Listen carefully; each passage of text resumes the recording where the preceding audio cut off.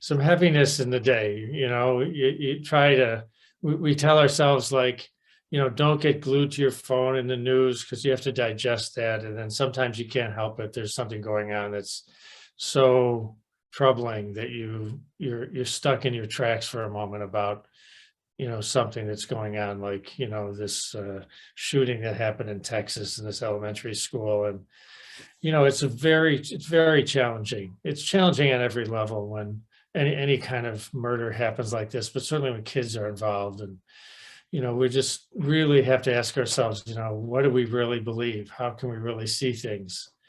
And it's, so difficult, because your heart just goes out to these families and the community and everybody and all of us, really. Look at it. It's a wave that it reaches everybody, and everybody's affected somehow. And then we have to decide, how, and how can we manage this?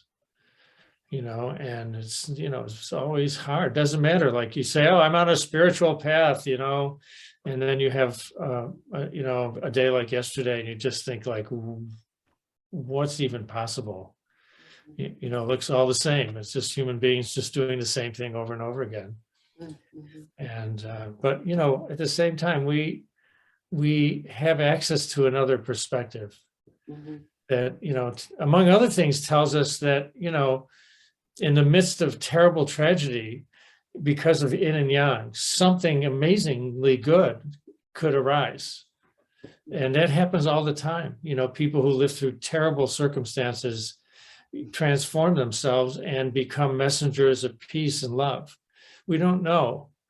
We don't know exactly how this will all affect everybody, but it requires everyone, I think, to open.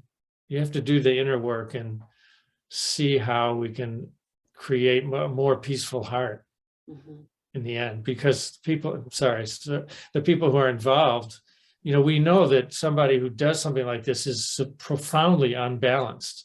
And we're always talking about balance, and if you get unbalanced enough for long enough, you can create circumstances internally for all kinds of awfulness.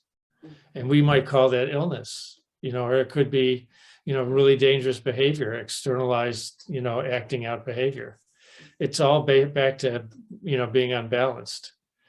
And, what are the conditions that are required in order to create more balance? So it's a deep question, how to do that as a society and as a community, as a family, and then as a person. How, as a person, can I look to create conditions for more balance so that these kinds of things don't create, within me, this tsunami of reactions, and you're chasing your reactions all the time instead of being, more open and more peaceful.